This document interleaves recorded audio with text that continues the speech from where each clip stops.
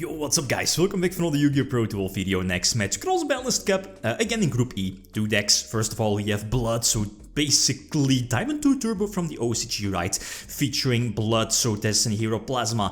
The deck is going to take on Synchro from the OCG, also from 2009. Since this version of the deck we weren't able to play in at the ECG, I'm looking at cards like Premature Burial and Pre-Errata BRIONAC to keep bouncing back the Premature Burial. And of course Hidden Armory, the spell that searches out your Premature Burial. Quite ridiculous if you think about it, especially for that time. The second list we have Bloo-D, or you know, however you want to pronounce it. Basically your Diamond Dude Turbo featuring Destiny Hero Plasma. As you know, both decks are allowed to use their side decks, and again those will be very important, as we already have seen in the previous matches here. So which deck has the advantage? Interesting one, since we finally again have two older decks, one deck from 2007, one deck from 2009. Going first might seem important. Both decks can definitely go first. Both decks have the ability to draw, or you know, like open with 6 cards. So that's quite important, but again, mainly looking at the side deck, both decks have a crucial side deck and main deck against each other. I'm looking at Synchro main decking a ridiculous card that is Royal Oppression, while let's say Diamond 2 Turbo, or you know, like Blood, has access to Trap Dust Shoot, right? So anyway, Synchro starts off 6 cards, that's an okay start. Crush card is not live, but the 2 sets could be quite dangerous, since again Blood does have the ability to play Heavy Storm, but one of them being the Royal Oppression, and yeah, what can I do? Royal Oppression. Again, like, if you don't know the card, since it's quite of an old card, it's continuous trap that both players are able to use. Again, if your opponent, or you as your own player, special summon a monster, you can, or you or your opponent, can pay 800 life points to negate the summon. So a very crucial card, a very powerful card, but if I'm, if I'm not able to draw into Heavy Storm or Mystical Space Typhoon, I'm a goner, since I'm not able to get big boss monsters on the field.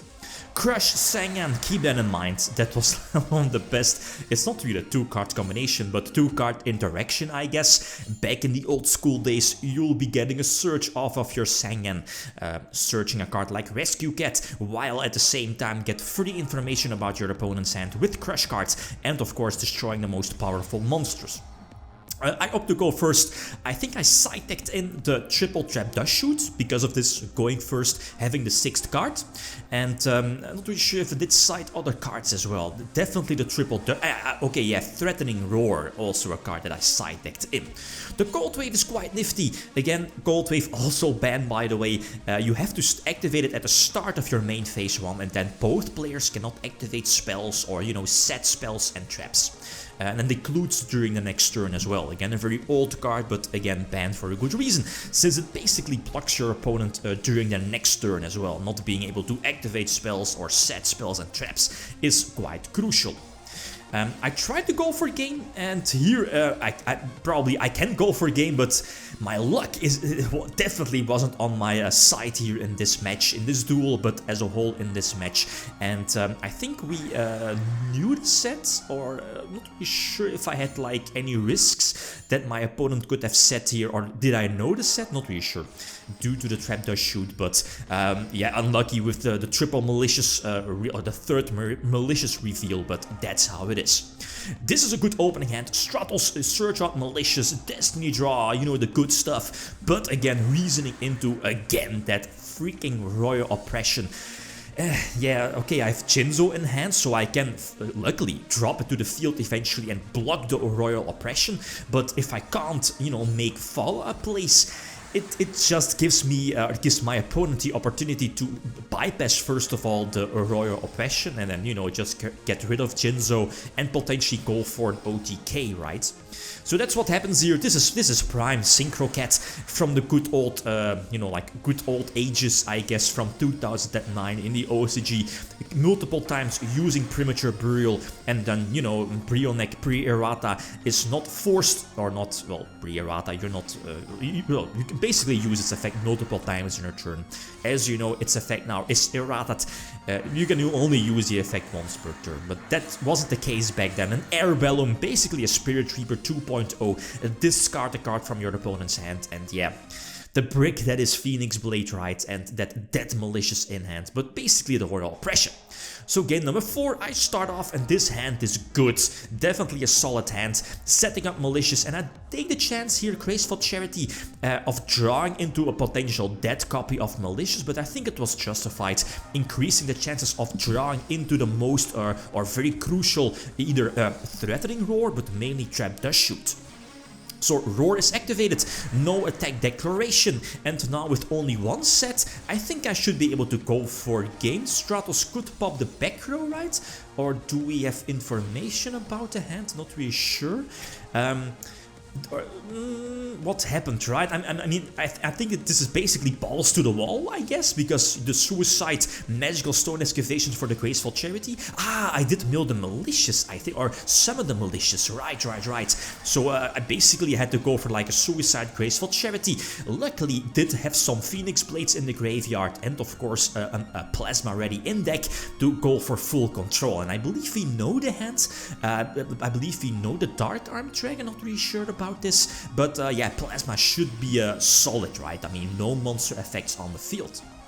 And of course, its attack is so high that it's not really vulnerable or cannot be destroyed by Dark Armed as well. So the Dimension Fusion definitely was a sweet top deck in getting the multiple monsters on the field and eventually go for a game. So it's all going into an also important game number 5. And I see the Heavy Storm, so I was like, okay, not bad. But I eventually opt to not use it, probably because of the double malicious, right? Making sure, like what are the chances that it's another Royal Oppression? But eventually up to use because I revealed Demok, yeah, because, okay, yeah, my hand was like, well, this is like super terrible because of the multiple malicious, and I think the only way I can still win this is if I reveal Demok with, you know, like the reasoning, or go into eventually Demok, maybe thanks to Monster Gate or something like that, well, whatever, right, with Magical Stone Excavation, but you know what I mean, like Demok was my only chance. I do hit it, but the Crush card did some things, and I can somewhat recover, I guess, hopefully getting a stronger monster on the field to attack over the air balloon, so I'm still very much alive in a duel. But here, this still. The opponent not setting anything, and you know, like the deck has Raikou, the deck has Sengen or whatever, Spice as being side decked in, as we saw in the previous duels as well. So this was like a super gore style, right? I mean, back in the old school days, if you played like 2010, 2011, Gorse was one of the best monsters in the game. If your opponent had that on you and dropped it on you, you were definitely in a very tough position if you, you know, like weren't ready to play around it. Here, obviously, I think I have to go for a game, right? To try to go for a game, but again, no way that there wasn't the Gorse, and I was well aware that this could have been game, right? And Gorse was indeed the third Dark, or yeah, the normal summon of Spy here is indeed going to be the third Dark needed to drop the Dark Arm Dragon and Brain Control pre-errata as well.